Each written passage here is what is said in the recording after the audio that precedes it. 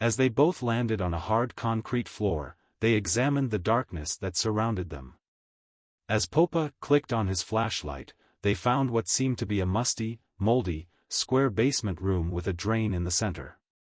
As they investigated their surroundings, they found a doorway in one corner of the room that led to an identical square basement room with an identical doorway on a different wall.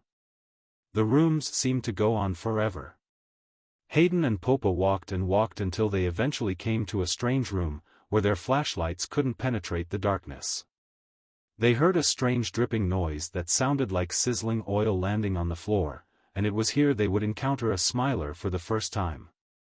As they peered into the impenetrable darkness, two fluorescent hot pink eyes opened above a wide, horrifying smile. It resembled a neon sign glowing in the darkness, and as it remained stationary and stared at them both, one end of the mouth was dripping a substance that glowed in the same way as everything else, but it sounded acidic. As the darkness began to move and surround them both, they got the idea to use the bottles labeled Smiler fluid they recently received from Jerry, and it worked. As they squirted the liquid onto the Smiler, it seemed to greatly harm the creature and the darkness faded, along with the Smiler. As they progressed through the rooms for 4 hours, they eventually came to a room missing a doorway. As they looked around, they found a hatch on the ceiling, and one directly below it on the ground at the far end of the room.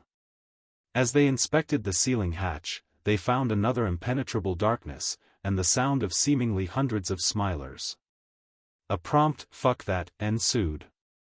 They opened the hatch on the ground to reveal a familiar mirror-like substance, and they exited room 409, with no sign of Jace. When they traveled through the portal, they crashed back down on both of their beds in room 406, where they would take their first long rest. And have some peculiar dreams.